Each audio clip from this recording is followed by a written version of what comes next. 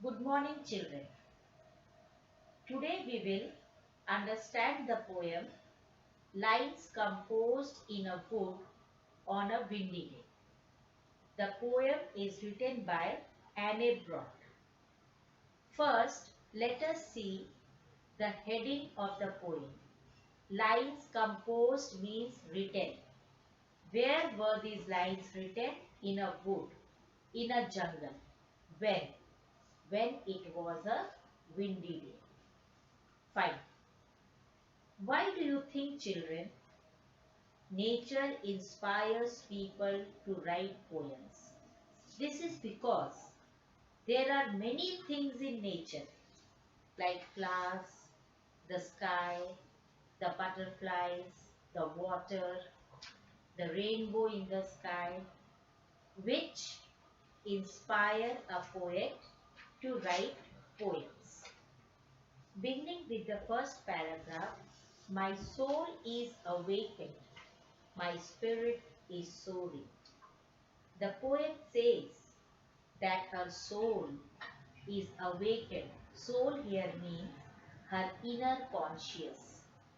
Her inner conscious is awake, and her spirit, her excitement is soaring, rising high. And it is being carried high. Aloft means high. Who is carrying it? The breeze. The breeze has wings. Understand, children, breeze has been personified. Like a bird, it has wings. And on those wings, the spirit of the poet is rising high.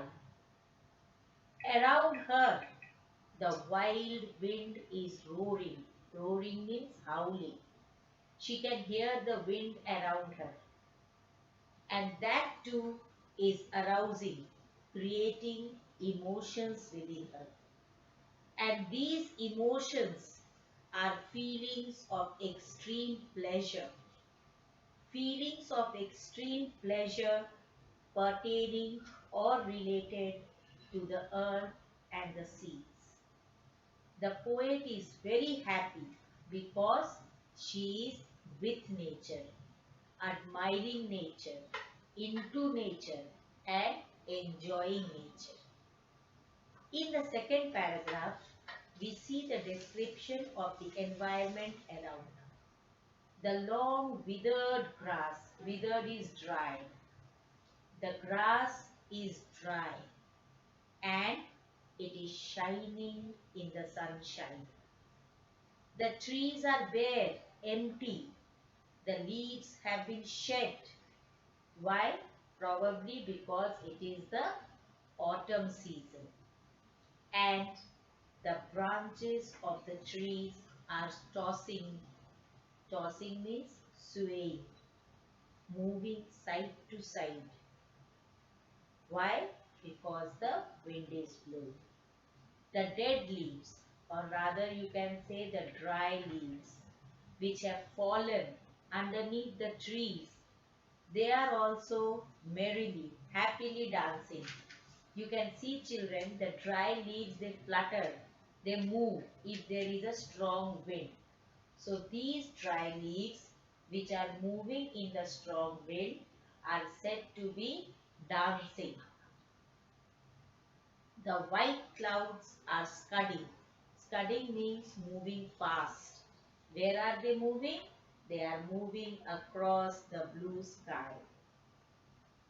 After describing the beauty of nature, the poet tells what is her desire, her wish. Yes, she has a wish. She wishes that she could see how the ocean was lashing. Lashing means striking against the shore. The foam of its billows, the foam, the lather, which was being made by the waves when they hit the shore, or the waves when they were causing whirlwinds of shower, of spray. She wanted to see that sight. Children, the poet is in a jungle. So she can see the trees. She can feel the wind. She can see the grass. But she is far away from an ocean. Yet she imagines the condition of the ocean in that strong wind and wishes that it would be so nice if she could see that too. She wishes that she could see the proud waves. The waves are said to be proud because they are uncontrollable. They are rising high in the sky and dashing. And she also wishes to hear the wild roar of their thunder. There refers to the waves. Again, children, waves are personified over here. She wants to hear the roar of the waves. We hear the roar of lion.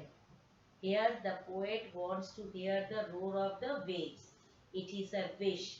When does she want to hear it? Today. That is the day when the wind is strong. Because every day the ocean will not be at its peak.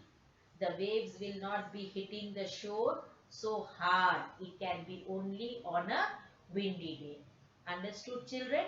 So this is the gist of the poem. For today, I end up here, and I will also be giving you the answers of the extracts. Today, I will be giving only the extract answers. You will copy down as you have done of chapter 1, and the next day I will give you the other answers. Fine, children.